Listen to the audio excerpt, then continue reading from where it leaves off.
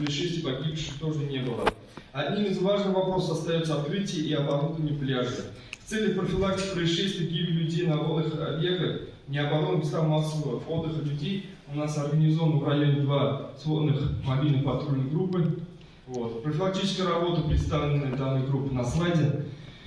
Напоминаю, что органы исполнительной власти и органы местного самоуправления республики наделены полномочиями по составлению протоколов об административных правонарушениях, связанных с нарушением требований безопасности людей на водных объектах. За 2024 год на территории района привлеченных к ответственности за нарушение безопасности людей в водных объектах нет. Так скажем, административных протоколов не было, а гибель на территории района присутствовала. Так, это 19 сентября 2024 года в селе Старотярино на реке Урюм погиб 1 человек. К сожалению, информация о случившем не поступила в ЕДДС района. Узнали только от Главного управления, от Центра управления ситуацией. Вот в этом вопросе наш район попал в зону критики.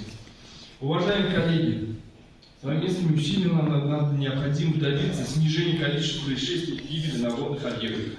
В течение года на территории района, согласно плану, проводились различные учения 15 марта. Также в течение года было проведено 4 пожарно-тактических учения, в которых принимали участие функциональные территориальные системы РСЧС района, и 12 практических занятий по решению пожарно-тактических задач. Для более эффективного тушения пожара и поиска людей в задымленных помещениях и минимизации ущерба от пожаров на вооружении 115-й пожарно-спасательной части имеется 28 дыхательных аппаратов на сжатом воздухе.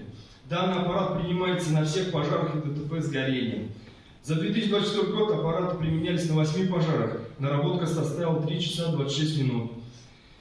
В районе для целей пожаротушения имеется 237 пожарных гидрантов, из которых 4 на сегодня неисправны. Это 28 противопожарных резервуаров, 73 водонапорных башен, из них приспособлены к забору воды в летнее время, 71 к забору воды в зимнее время, 68 неисправны 2 башни.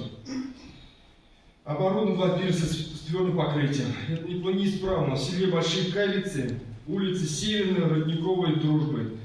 Программа у нас ведется, везде увеличение, но все равно у нас получается, мы зонально отмечали, что вот в некоторых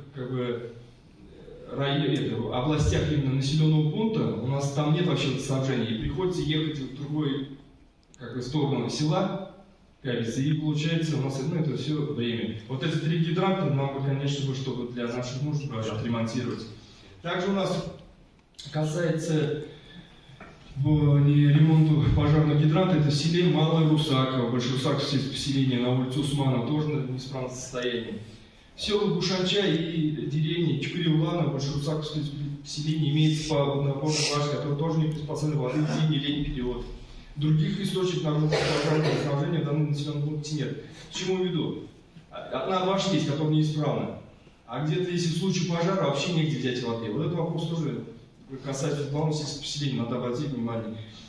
Также в деревне Габанярских и Семикиева, Большекавицкое поселение, и деревне Плетени, Большекавицкое поселение имеется по водонапорной башне по одной, которая тоже не приспособлена воды в зимний период. В летний, конечно, мы тогда добились, что там поставили, так скажем, полугайку, а вот в зимнюю надо до сих пор. Там, конечно, лучший вариант это уж поставить туда гидрант. Мала, Старбоа, вообще отсутствует источник противопожарного снабжения.